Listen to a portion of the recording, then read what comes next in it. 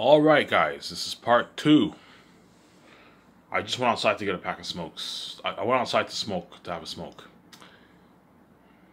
Yes, I'm going to have this conversation with Peter Jackson or Mel Gibson when I hire them. I'm going to, hey, okay Peter, do you think the ending of Volume 1, I should end it off with a battle sequence with Tacitonius, Cassius, their 50 men, and Fool and 25 wolves? Or should I just follow the book and have the battle be in the beginning of Volume 2? Have that talk with Peter or Mel Gibson, that way they know, and they'll give you ideas. And I think we're going to have to discuss this with Guillermo del Toro, Peter Jackson, if they're hired. We're going to have this talk. Jon Favreau, I'm going to have this talk with them. Hey guys, you want the war to be in the end of Volume 1 or the beginning of Volume 2? And I think we should have it in the beginning of Volume 2. That way it builds. You have a nice battle in the beginning of Volume 2. But to end Volume 1 is a nice. I want to end Volume 1 when I was supposed to when Tactius and Papyrium arrived to Saphius. They arrived to Saphius, and they arrive and you get this like view of the whole city of Saphius. You know what I'm saying? And then Sirius is like we're here. We've arrived to Saphius. And that ends Volume 1, obviously. You see, remember in the end when at the end of Volume 1 when Frodo, the end of Fellowship when Frodo and them, you get them walking in the mountains, and they see Mount Doom, and Sam's like, Strider will look after them. You know what I'm saying? Frodo's like, Mordor. Remember that? Yeah, I'm thinking something like that for the end of Volume 1. Tactius, Papyrium, and Sirius, I won't spoil so for you there. They arrive to Saphius, and you see the city up ahead. That's how I want to end Volume 1. Obviously, and it also ends with Tacitonius and Cassius. They see the wolves approaching before the battle. That's how Volume 1 ends, obviously. We can do that and follow the book, or we can have what? We can end Volume 1 off with the battle. But I think it's better to just follow the book, man. Yeah, Peter. I recommend we follow the book. I think it's better that we have what you know what I'm saying, you have the wolves are approaching Cassius and his 50 man Tacitonius. That builds buzz, and that way the world's excited to watch Volume 2. And then Volume 2 you get the nice battle sequence with Tacitonius, Cassius, and Fool and his 25 wolves. What happens? I don't want to spoil the story for you. I do not want to spoil the story for you. You'll see what happens. I don't want to spoil the story for you. Yeah, man, that's my idea. Obviously, I told you, as long as I follow the book of Zayas, you will get a good movie. You will get an amazing movie, because I wrote a masterpiece. I told you, I'm going to be adding a good chunk of scenes in the movie, obviously. I'm going to add more scenes with all the characters, especially Aratat. I'm going to add more scenes with Aratat. The wolf characters are not as developed as much as the human characters. Hence why I'm going to add quite a good chunk of scenes for the wolves, with Aratat and all them. I'm going to add some more scenes in the movie to make it more interesting. Add more dialogue.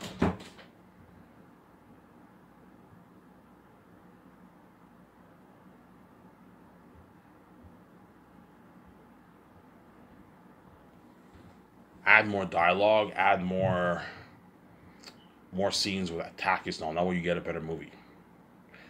That's why I told you, I read my book, I wrote my book. If you adapt this to the basic, you're looking at a masterpiece of a story. Something even better than Peter Jackson's Lord of the Rings, guys. It'll be close, man. Lord of the Rings will be very, very close to Xana's, because Lord of the Rings is a masterpiece.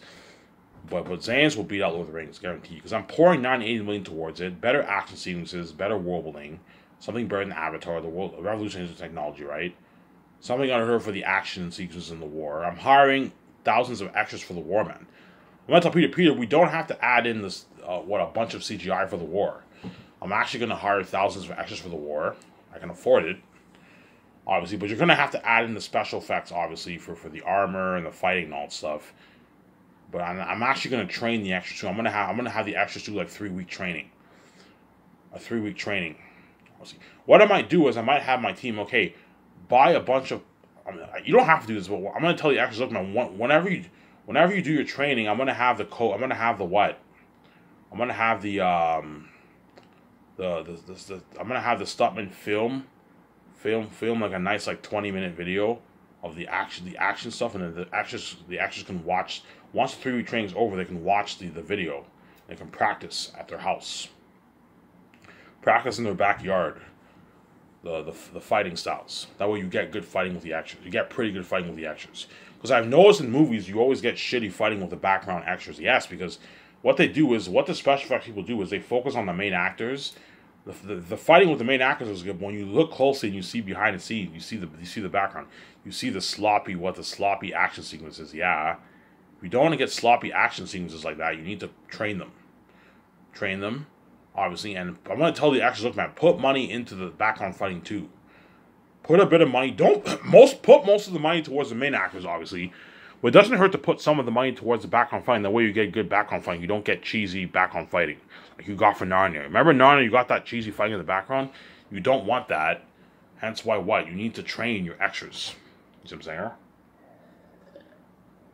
saying? You need to train your extras. Train your actors, that way you get a good movie, man. I know what I'm doing. So Peter Jackson wanted to pay him $83 million, which is $103 million. I could pay him more if I want. I can even pay him $100 million if I want. Which is like 120. No, I'm not gonna pay him that. He's already making $100 million. I'll pay Peter $83 million. It's a lot of money. In Hollywood, he doesn't make that on average. He probably makes $25 million for his movies on average. $83 million bucks. I'll pay him his, which is $103 million in American money, in New Zealand money. Peter Jackson will get his $55+ million after taxes. $103 million after taxes is what? $64 million after taxes. Obviously, Peter Jackson's agent takes 10% of that. That's $6.4 million. So Peter Jackson will make his $58 million after taxes. Almost $60 million bucks Peter Jackson's making after taxes, man. That's a lot of money, man. Okay, Peter, you'll make your $58 million after taxes, which is a nice paycheck for Peter Jackson. Even though it's nothing compared to how much movies you're making, it's a lot of money. Peter Jackson got a nice check on the bank. You can do a lot of good things for $58 million. You know what I'm saying? All right, it's a deal. You know, so even though you agree you're paying a lot of money, yeah, Hollywood doesn't even pay me this. Yeah, I'm paying you $103 million, which is a lot of money, man. Mel Gibson, I'm going to pay him $54 million. He'll walk away with like a $25, $26, $27 million check after taxes in his bank. Nice paycheck for Mel Gibson. So how it works for Peter Jackson, I pay him his $10 million bonus for the 3 years of pre-production. That's a nice paycheck. As Peter Jackson got $10 million for the whole thing. Peter Jackson only got a $10 million salary for all 3 movies. He got $10 million for pre-production and production, and he still worked his ass off. Because $10 million is a lot of money. It's like $6 million after tax. It's a lot of money, obviously. And he worked his ass off for Lord of the Rings. I'm paying him $10 million for just the 3 years of pre-production, and he gets his rich $65 million at the start of production. Nice paycheck. He's getting like a nice $3 million check every 2 weeks. Peter Jackson, $4 million check every 2 weeks, and you pay him his rich $8 million bonus. Peter Jackson. I can pay him a bigger bonus, but because I'm paying him like $83 million, you have to have balance. I have to watch it for my budget. If he wants more, hey, Ivan, what if you paid me a $50 million bonus after Queensland? I'm like, Peter, I'm already paying you $83 million, $100 million, a lot of money. You're making way more than everyone else for this movie project. You're making way more than all the Hollywood actors. You're making a lot of money. $103 million is good enough. I'm not going any harder than that.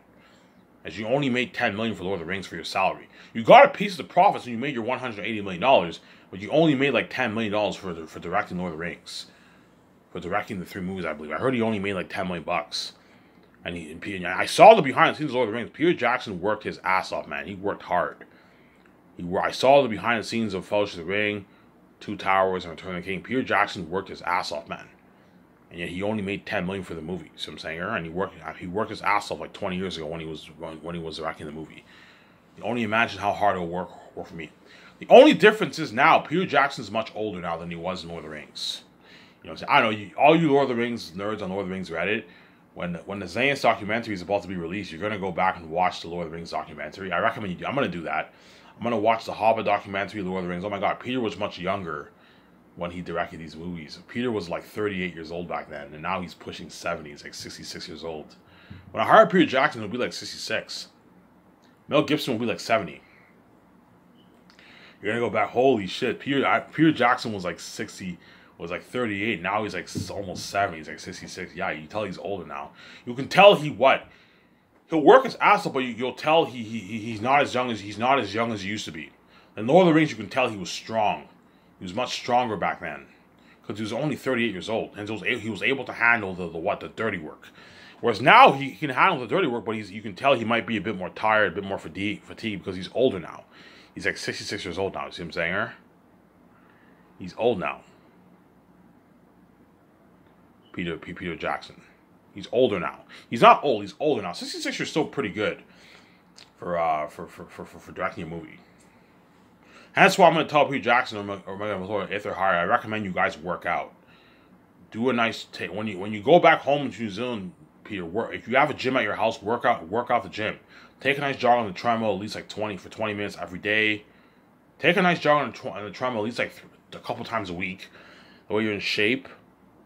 So you don't have to do any weight training on that, no, but it doesn't hurt to take a nice jog on the treadmill. You know what I'm saying? Go biking with your family. Go biking. That way you're in shape for the filming for the 9 months. I'm going to talk about more toward that too. Yeah, I recommend you do that. Take a nice like 25 minute jog on the treadmill. That way I even work good, man. We direct movies many times. Like, guys, you're not getting any younger. This is not some ordinary movie 3-month project. No, this is a 9-month production project. It's a lot of work. 9 months is grueling, blood, sweat, and tears. I recommend you do a little work. Work out a little bit. That way you're in shape. You see what I'm saying? For one production starts.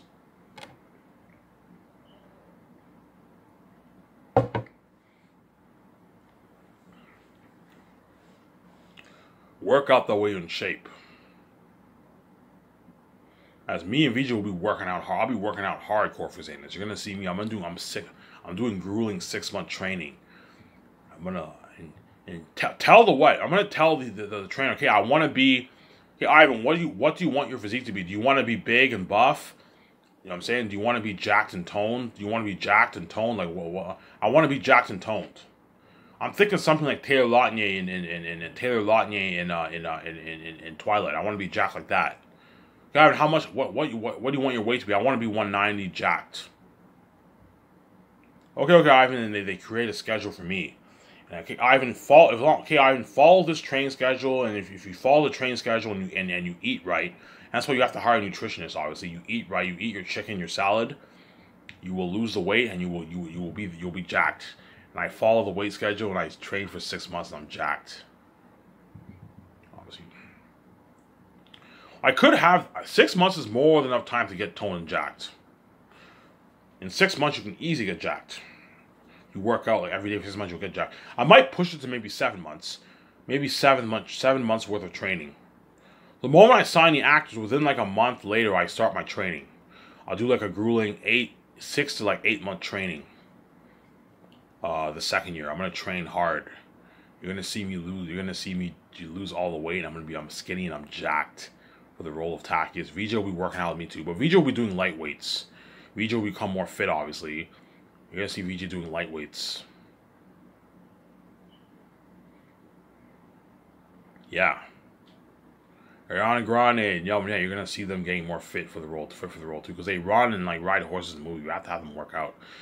But the woman, you have to have the woman work out, that way they're in shape for filming and all stuff. Okay, I recommend the woman work out too, that way they're in shape for filming during the 9 months, and then they're gonna be riding horses and running and all stuff. And it doesn't hurt to have them work out. The woman work out a little bit. I'll just have VJ work out a little bit. She doesn't have to do grueling training. Just a little bit of working out, and that's it. See what I'm saying here?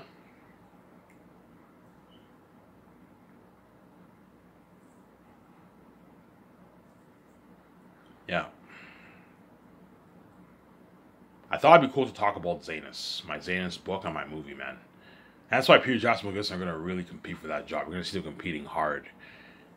You're gonna see what? Mel Gibson and what? And Peter Jackson competing hard for that job, man. They want the job bad, obviously. You're gonna see them competing hard for that job. They want that job badly, man. Yeah, man. Okay, Peter and Mel Gibson, welcome to Sky Source. You know what I'm saying? Welcome. Whenever Peter Jackson and Mel Gibson fly to my office in my private jet, I will fly them in at the same time on my private jet. And I'll interview them today. But I will not make the decision that day. I'm going to give it a couple days. I'm going to have meetings with Jon Favreau, Dave Filoni, and George Lucas. I talk with those three with my wife, and we discuss who we think is best for the job.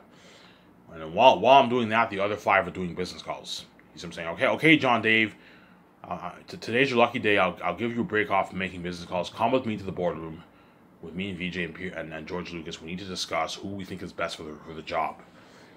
Obviously. So when Peter Jackson McGuffin fly on my private jet to my office, I will not what? I will not give them the $300 gas card until I hire them. I'm not going to give them my $300 gas card until I hire them, obviously.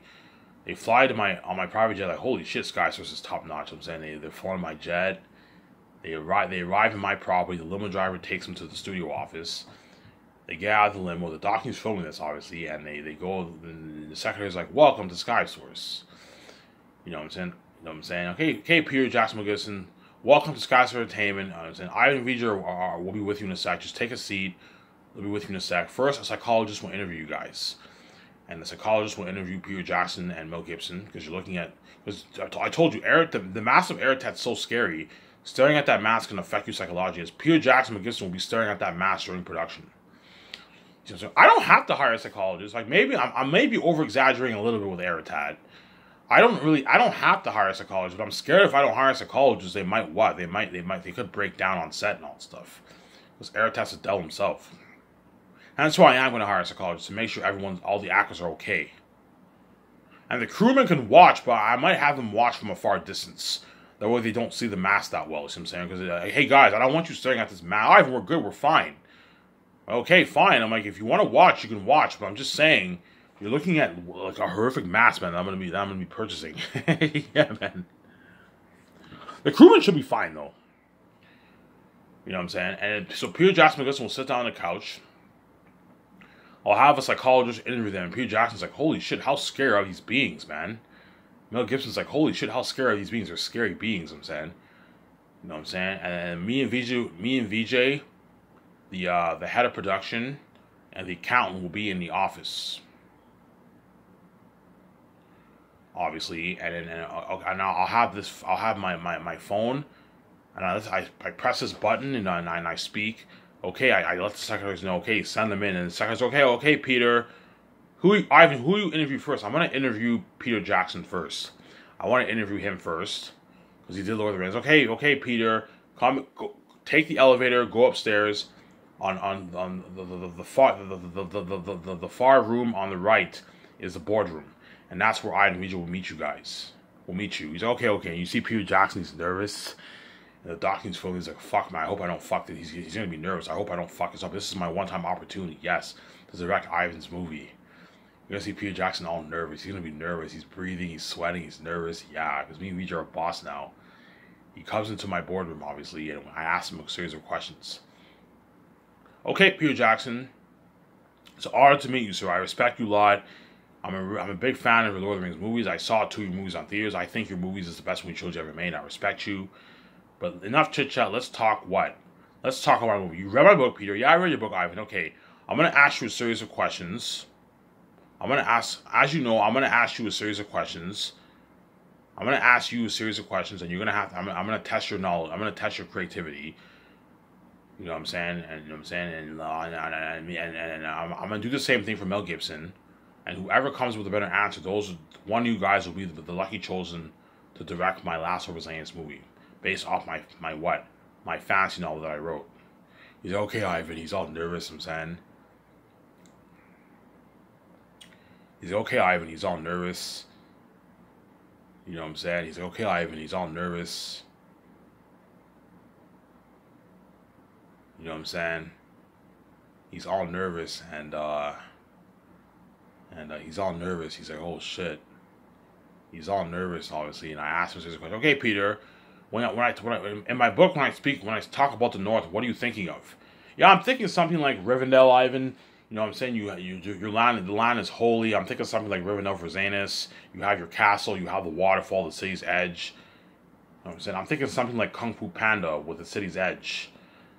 That's where he trains. I'm thinking something like that for the city's edge. Okay. When you think of Aratat, what do you see him as? You see him as a wolf on 4 legs.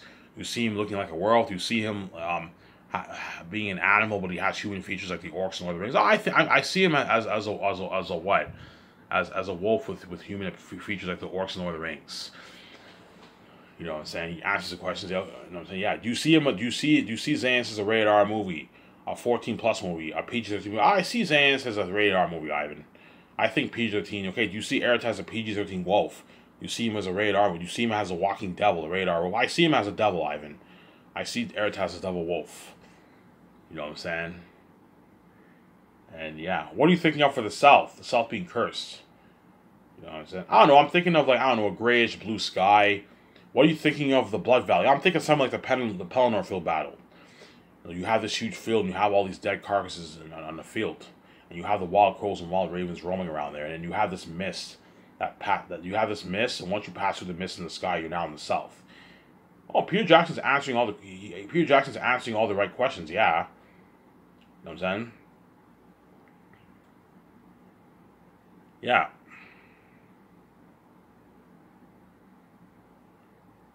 What are you thinking of for the ancient Gilead city, Peter Jackson? I'm thinking something like Moria.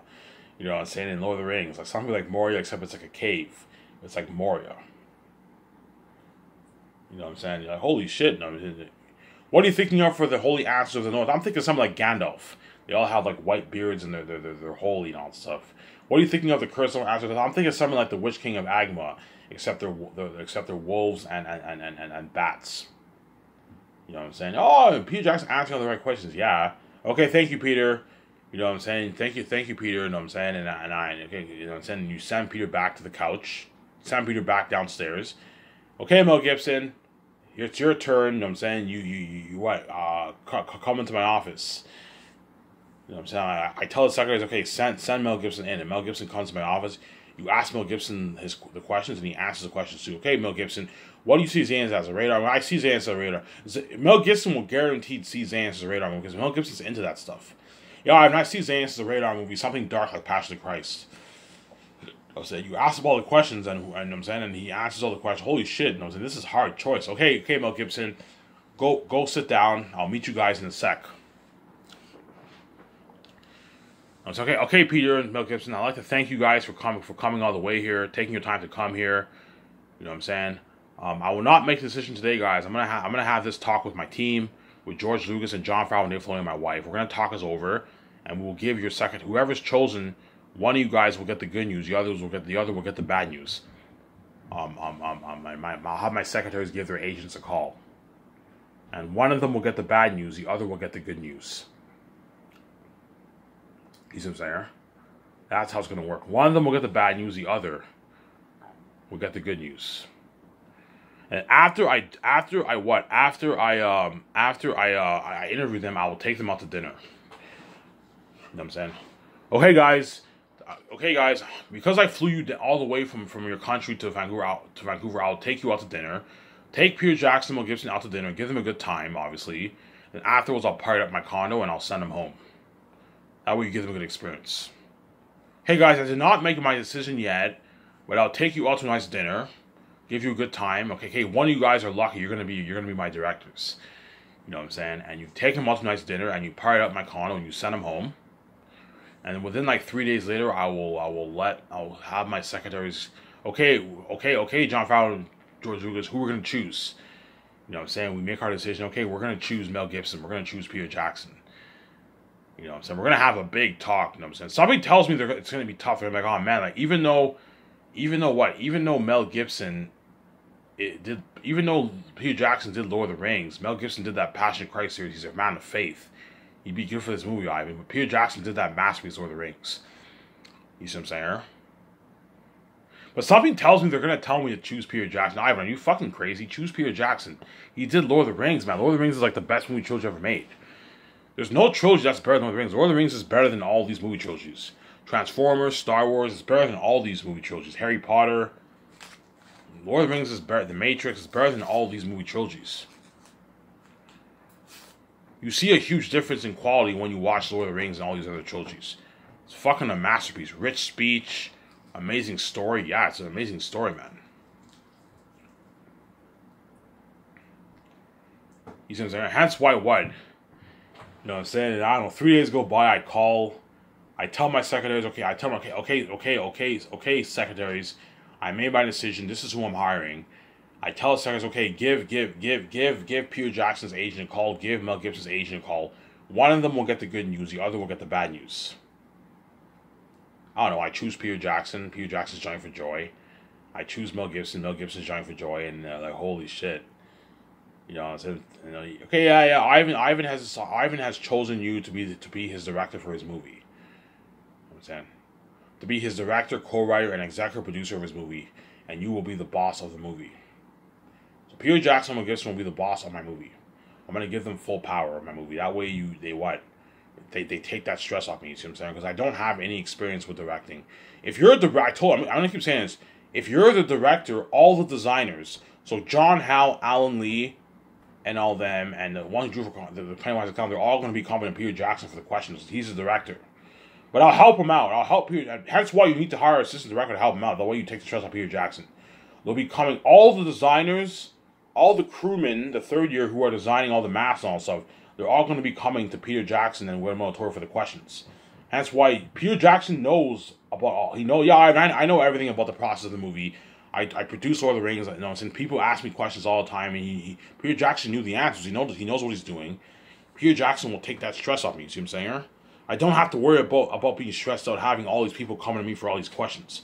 Peter Jackson will take the stress off me. He's the director of my movie, and Guillermo del Toro will help him out, or Mel Gibson, and his assistant director, whoever I hire. Right? They're gonna help him out. You see what I'm saying? They're gonna help him out. Obviously, that's why you need to hire an assistant director to help him, obviously. When Del Toro, you can have him help Peter Jackson with the questions. All the people are going to be coming to them for the questions. You also have my two principals, Jon Favreau and Dave Filoni. They can help him out. Hey, help him out in the third year in Switzerland. When the designers ask them questions, have Jon Favreau and Dave Filoni help him out. Help Peter Jackson and all them out. See what I'm saying? Right? And because Peter Jackson took his notes, he co-wrote the script with me, and he did the concept arts with me, and Guillermo del Toro helped him with the notes, helped him with the concept arts. They know the ins and outs of my story. They won't be lost. They'll know what they're doing. The third year when the crewmen ask them questions, as well as the fourth year when production starts. See what I'm saying? Yeah.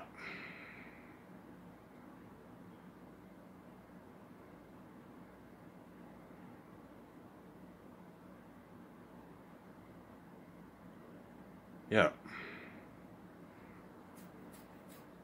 You see what I'm saying, guys? Yeah, I'm just saying yes.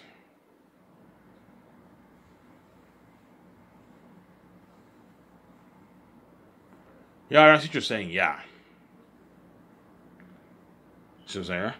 In my part 3, I'm going to get another cup of coffee, guys. Yeah.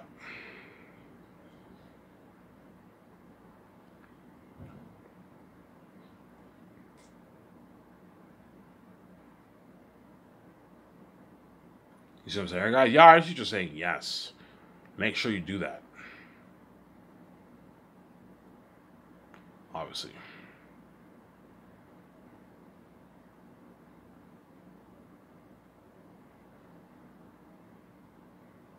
Make sure you do that.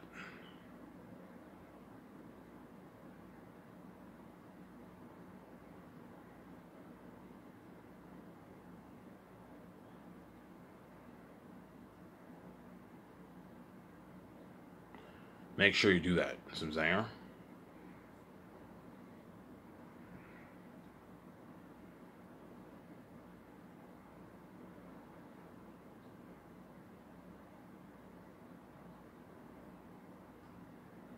Yeah.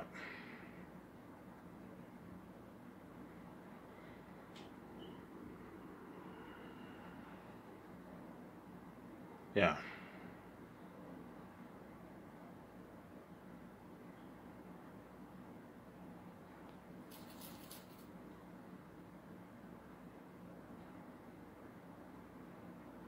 Yeah, you have to be careful. Yeah, make sure you do that, obviously. Yeah, obviously. And whoever's chosen will be the executive producer, director, and co-writer for my last Representators movie project. You see what I'm saying? They'll be the co-writer, director, and my last Roseanne's movie project. Look at something crazy, yeah. And they're gonna be lucky. They're gonna be saved for 4.5 years, almost 5 years. And they're gonna get to direct that movie. They get paid their rich millions. Obviously, they get their perks, buffet, limo service, staying in a luxury hotel for 1 year. Peter Jackson will be staying in a luxury hotel for 1 year. Or Mel Gibson. They get the luxury buffet. Obviously, they get to work in my nice Sky Source office when we work on a script. Do the concert arts in that nice building, the special effects unit building. You know what I'm saying? Yeah, they get to experience my Sky Source company. They get to experience that fame with me and VJ, the trends, obviously. And they get to go on that world tour with me. The behind-the-scenes world tour. Those records are lucky, yeah. And they're going to get to direct that amazing movie, man. That amazing Last Representative story. A fucking masterpiece. Trust me, once I do the concert arts, once John Howe and all of them draw the bats and the wolves, and the crows and all of them, and the curse of Ashes itself, you know what I'm saying? Me, Brian Molitor, and Peter Jackson, or Mel Gibson and his assistant director, they look at the pictures like, holy shit, Ivan, we just shook the world. This movie will have crazy buzz, man. Yeah, man. Oh my god, Ivan, these beings are fucking scary, yeah. Even George Lucas was like, Ivan, that's a bit too scary. Because George Lucas Star Wars movies are all like PG-13, you know what I'm saying here? George Lucas, Ivan, PG-13 is a bit too scary, man. Kids won't be able to watch this. I'm like, George, Zanus is not meant for kids. It's meant for adults. It's not a kid. It's not a children's story. Just like the Bible is not meant for children. It's adults. The Passion of Christ is not meant for children. It's meant for adults. But because it was rated R, you got a more powerful story. I know what I'm doing. Hey, George, if you want to get a more powerful story, you have to have it be rated R. You will not get a powerful story if it's PG-13. If Zanus is PG-13, I can't see it beating out Lord of the Rings. It'd be close, but I can't see it beating out Lord of the Rings if it's PG-13. The only way Zanus can beat a movie like Lord of the Rings is if you have it rated R, and you pour unheard money towards it, towards the world building, the action sequences, obviously, and the horror of the wolves and bats. And you have me acting in the movie, VJ acting in the movie, obviously, you will get a better movie than Peter Jackson Lord of the Rings. Guaranteed, because I'm acting in the movie. You see what I'm saying? You will get an amazing movie. I know what I'm doing, trust me.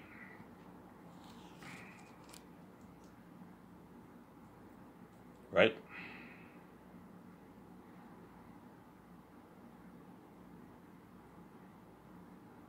Yeah. I know what I am doing, trust me.